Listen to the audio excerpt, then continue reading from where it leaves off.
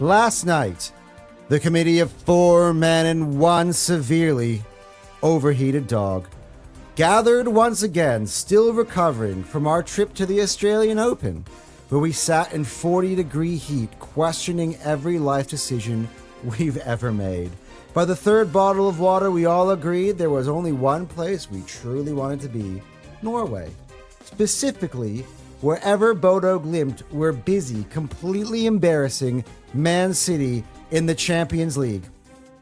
Between sunburns, sweat, and group chats lighting up with City memes, we debated, we laughed, and we argued about whether Pep had actually planned this. And through the chaos, the dehydration, and the tactical hot takes, we toiled and burned the midnight oil to bring you yet another perfectly balanced, totally unbiased list. So without further ado, it's time for Anton's Tears.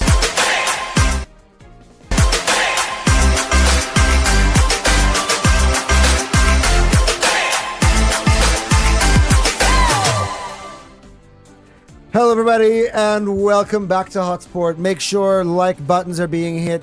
Make sure you are subscribing to Hotsport. And of course, hit that QR code so you can subscribe to Fire Them Cannons. We are on live for our third edition of the Thunderdome at 8 p.m. UK time for all of you who want to go check that out. We've got Lou from the Football Terrace, or formerly the Football Terrace.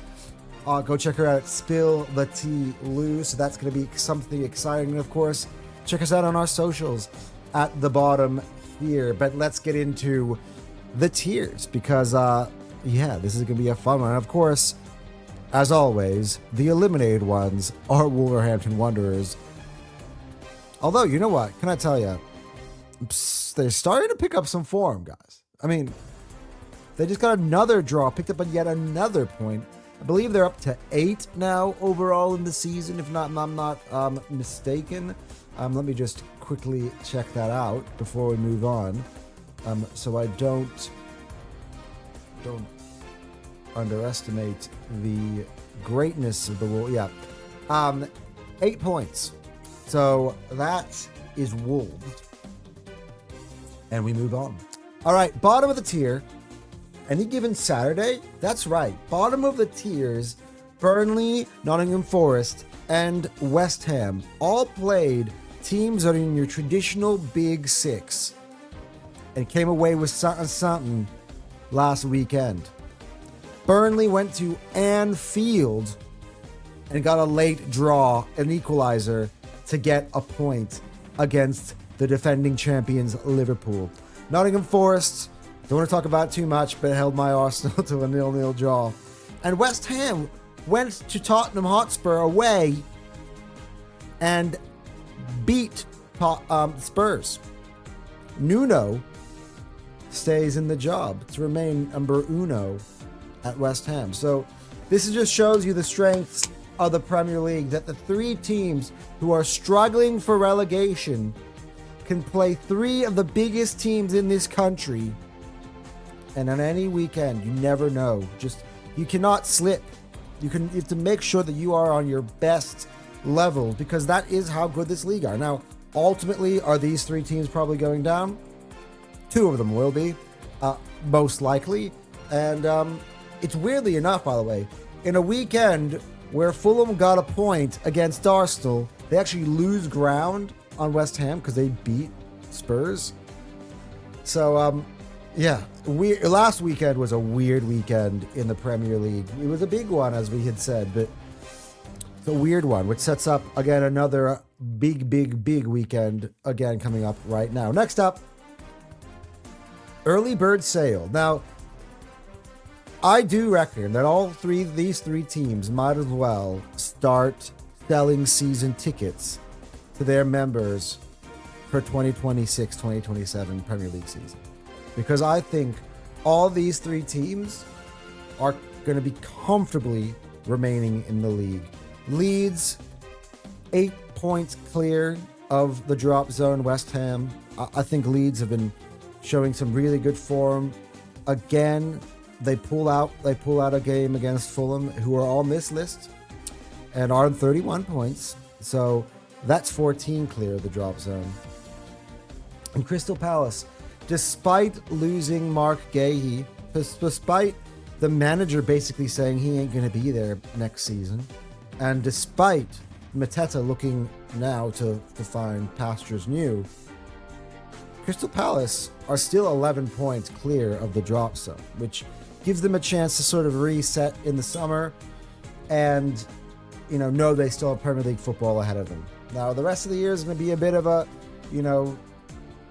clicking down the days until the end of the season for Crystal Palace, I feel like now. Don't forget, though, they did bring in Brennan Johnson earlier in the window to kind of just, add something to that team. But again, yeah, it does just feel a bit like a punch in the gut what's gone on at Crystal Palace over the last week or so, it must be said. Moving on. Under a shadow. Both these two teams happen to be the little brother to what it was the defending champion and who are probably the champions elect. And both of them kind of show just very unpredictable, inconsistent form. Tottenham one week could give you just a great effort. Like, look, I'll give you this weekend, great example. Lose to West Ham, then beat Borussia Dortmund in the same week. Like, that's Spurs for you. Like Everton's results have been somewhat the same way overall over the last season. Like, they just got themselves what was an important 3 points for me over Aston Villa. Click back a week before, they got set down to 9 men at home against Wolves and drew. So it's way too inconsistent, but again, their overall quality and form should be enough to keep them sort of mid-table in this season. Speaking of mid-table, next up, the mighty middlemen. That is these three teams. And by the way, actually a fairly entertaining, I don't know whatever you guys thought about that Bournemouth and Brighton game on a Monday night. There was nothing else for me to watch on my way to work that day, as Brighton, go behind early at home, but from a penalty, and at the very, very end, what a superb goal to get them level.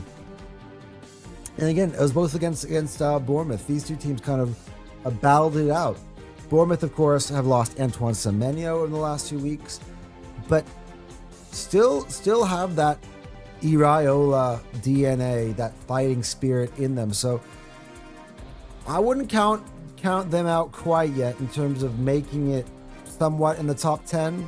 We will have to kind of see how it goes from there. But, very interesting. Like, this is like the meat and potatoes, the right in the middle of the league. And the goal, of course, Crystal Palace did what they always do, and what we predicted, Cal and I, last weekend, which was beat Crystal Palace at home. They have had the best home record of any side in the Premier League, I believe, this season. And, they have bucked the trend. Them and Leeds, I reckon, have bucked the trend of recent years of 3 up and 3 down. And I think they're brilliant for it. Again, do I think they need to play better away from home? Abso-freaking-lutely. And that's kind of what they got to work out. But that's, that is what mid-tables teams do. And for Sunderland in their first year back in the league, that is a great achievement. Anyway, move on. Next up, Humboldt. So for Brentford's side, who was probably the most informed team in the league, I in fact had picked them to beat Chelsea away last weekend. Man, Liam Rossigna did humble Brentford. Now, again, with Brentford, it's just like some of these other teams I've spoken about just earlier in this video. Their good form has been away, at home at the G-Tech Stadium. So with Forest coming to town, that's going to be more their bread and butter. For Liverpool, actually, Liverpool have gone, 11 games unbeaten overall. But, Burnley came to Anfield and took points off them. Newcastle thought they would have an easiest fixture of the week by playing Wolves. That was not to be. These teams, again, have got the consistency enough to be somewhat fighting for Europe / top 10. But at the end of the day, it was a weird week. It was a weird week for a lot of teams. Let's be honest about it, right? That's just kind of, how things were. I think they might have some better weeks. Like, Newcastle's going to have I think Newcastle's going to have an interesting game against Villa at home. We're going to learn a lot about both of those teams. As I mentioned, Brentford's got Nottingham Forest. And as for Liverpool, they're going to play a Bournemouth team without Semenyo. So interesting, chances for those teams to kind of bounce back with 3 points this weekend. Next week up, new manager bounce. That's right. Both these two teams have sacked their managers in recent weeks. And both of these teams, despite being on poor form enough for said sackings, had a big weekend. Chelsea, do not take away that performance against Brentford at home. Brentford, as I mentioned just about less than a minute ago, were the most informed side of the Premier League. I picked Brentford to win, and Chelsea put in a very good effort at home off the back of that Arsenal performance. Cash in on 3 points. That was Mourinho's first Premier League match. And let's not forget what Manchester United did. We talked in the earlier, in the opening, about what Bodo Glimt did to Manchester City. How about Man United? In the derby, taking care of City. Those players came out to fight for their caretaker / interim manager, former legendary player Michael Carrick, who set up, I thought, Man United very, very well for the perfect game plan to exploit Man City's weaknesses. He sat back where they were very well drilled, and they're lethal on the counterattack. 2-0 was a nice scoreline for City. It flattered them completely because we saw 5 goals, really 3 of them disallowed from Man United. So more than half of the goals, the times the ball went in back of said net, did not count for goals, but they were punishing United. They literally they punished City. United punished City, and they exposed their flaws. And, to the point where, we were talking about on this network last week about Mark Gahey, and I'm just like, is it really going to make a difference? I just think that there's a fundamental problem, but we will get to Man City when we get to them. But at the moment, Man United did a really, really good job of winning that Manchester derby. And they got another toughie coming up this weekend when they head to the Emirates. Let's see if they can replicate that performance this weekend. I really hope they don't, but it would be very interesting indeed. All right, let's get to the bread and butter of these tiers. Next up, a mirage. That's right, guys. I've alluded to it when people were saying to me last week after our draw, 7 points clear. Villa's got a game in hand. Oh, what about Villa? Oh, don't sleep on Villa. Yeah, no, I'm sleeping on Villa. Even their manager said 5 points. We're a top 5 team at best. I don't even think we're a top 5 team. Now, actually, I disagree with him. I think they're a top 3 team right now in terms of consistency overall this season. But for me, when we're looking at the title race, Aston Villa's not one of the challengers. I know on the table it looks that way, but it's a mirage. They're not got the capabilities. Once they start to play Europa, which Unai Emery loves, you just know they do not have the talent that the other 2 teams do, or the prestige. Not at all, or the belief. They had a really good run, and they've had some really, really nice results. Good underdog story. But stop telling me that they're in a title race. Stop forcing it. And the people who are forcing this the most are two categories. Arsenal haters or small club fans who are like, don't count out little Villa. Don't count out them out. They can win. No. Sorry, boys and girls. They are a mirage. But on the flip side, I have to give credit to them for the consistency they have displayed. My favorite word, by the way, when it comes to the Premier League, because it's so key to winning things, is consistency. Over 22 games, they had 13 wins, 4 draws, and 5 defeats. By the way, that's exactly the same record as one Manchester City, who are second on the tiers. The Boogieman is what I've called them. And that is because everyone, for some reason, keeps talking about this Man City team as if Arsenal should be worried about them, as if they are still the juggernaut they were before, as if they don't have defensive weaknesses, as if they're just going to win every single game for the rest of the season. Guys, open your eyes. 4 straight games without victory in the Premier League. There is no precedent for that being a championship form.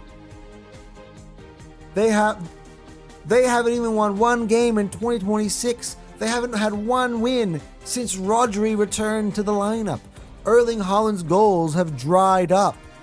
And yet, when Arsenal fans go nuts after a draw against Forest, oh no, we don't have what it takes to get it over the line because this big bad boogeyman is on their way to take it from us.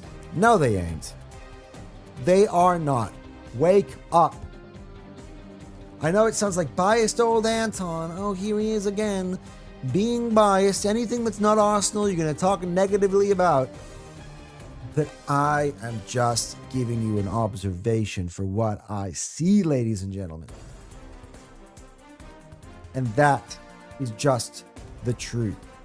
I actually have nothing positive to say, despite them being second in the tiers for their overall consistency and them being better than Villa. But in terms of this race, they are probably the door is probably slightly ajar. And that door includes them having to go 16 from 16, I reckon, for the rest of the season. One more drop point in any form that Arsenal fully capitalized on, and that is curtains, I believe, for Man City. I'll give you an example. If Arsenal were to win this weekend against Man United and somehow Wolves eliminated from the tiers Wolves did the craziest thing, by the way, take that into consideration. If they were to lose to Wolves, I'm sorry.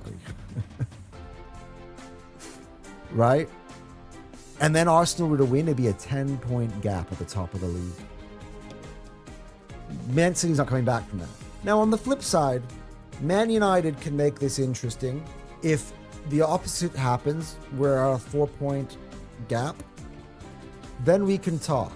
So this is sort of, I would say, more of a pressure on Manchester City for them to make sure they've got points in the back. They haven't dropped points yet again before Arsenal play Manchester United.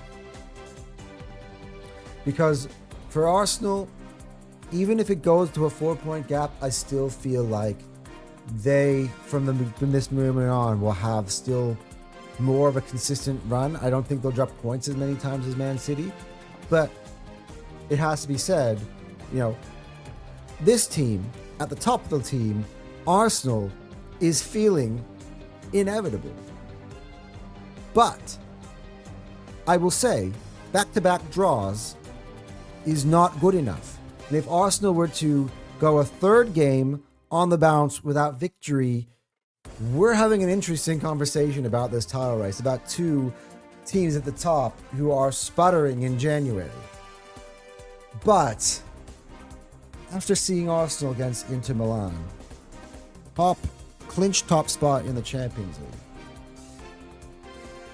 League, it just feels like, guys, that my team, All right. We've had some off nights, but overall, we are just so strong. And by the way, Arsenal now, for the first time this season, are fully fit going into this Manchester United game. It's going to be very, very interesting. But just to outline Arsenal's dominance this season, they have, through 22 matches, only 2 whole defeats. So in 20 matches, Arsenal have not lost. And in 75% of those 20 matches, Arsenal have won. So that is by far, 7 points clear, the most consistent form of any team in the Premier League. That trend for me should continue throughout the rest of the season, no matter how the results might look on some match weeks. I still think that Arsenal will be more consistent than everybody else. I still think that 7 points is pretty safe considering what we've been seeing across the league, which is the lower teams rising a little bit to the middle of the table here. Some of the lower teams, especially last week, got results against the bigger teams. Arsenal, City, Villa, the 3 teams at the top, all dropped points for a second consecutive week for all 3. So, Chelsea, Man United closed the gap to, by winning over all 3 of those teams a little bit. Brentford didn't, Liverpool didn't, Newcastle didn't. But then at the bottom part, Burnley got a point, Forest got a point, West Ham got a point, another 3 points for Leeds, another 3 points for Everton, another 3 points for Sunderland, points for Brighton and Bournemouth. This is a tough league, and 2026 has been mad in terms of results. So very interesting. But yeah, I do feel that overall, I think this is our year, boys and girls. I do think, Man City for me, go back for that for a second, just seem a little bit cooked. They seem a bit done, seem a bit dead. The Bodo Glimt thing, fucking nuts, is all I can say. They'd be 3-1 down against Bodo Glimt. Yeah, let's see. Does Pep's team have a response this week against Wolves? Just so everybody knows, as much as Wolves are eliminated from the tiers here in the Premier League, they're still a better team than Bodo Glimt. So, interesting weekend ahead. That Arsenal Man United game for me is huge. If Arsenal can set a statement, it could be a defining weekend regardless of Man City's performance. Because I just feel like Arsenal need another one of those big wins just to send out a statement. I think it's critical for Arsenal to do that this weekend. Remember Tottenham, when they had just drawn against Sunderland and people starting to think, oh, whoa. After one result, by the way, their first drop points in absolute months at the time. Grant against Chelsea had a chance. Bloop, bloop, bloop, bloop, bloop. The loss against Villa, And then after, the December where, Arsenal were looking impotent in front of goal, but yet still winning, put on a thumping of Aston Villa, who had a chance to actually get level on points at Arsenal that day, and they made it a 6-pointer. This is another one of those type of games for Arsenal where they need to send out a statement to kind of just show everybody, no, come on, guys, we're the cream of the crop of this league, guys. Let's stop these conversations. So let's see, because I think it's important, as much as City are struggling, Arsenal can't just wobble along with them, because then you're just keeping them, even though they've been on such awful form, somewhat alive in this title race. And that, for me, Arsenal cannot do. Anyway, guys, let me know your thoughts in the comment section below about my tiers, right? Do you agree with the order? What do we think about the Premier League, guys? Is this Arsenal's title? Is it Arsenal's year? Our city looking like they're waving the white flag? We will have to see. You know, it's a very interesting time. It's hard to predict some games right now. It really, truly is. So it's going to be very, very interesting to say the least. Anyway, guys, thank you so much. Again, let me remind you about Fire Them Cannons live Thunderdome with Lou, Man United fan, at 8 p.m. UK time. So go over to Fire Them Cannons to check that out. Guys, until then, actually, I've got a few other videos I'm hopefully going to get out to you today. I will see you guys later. Anton out.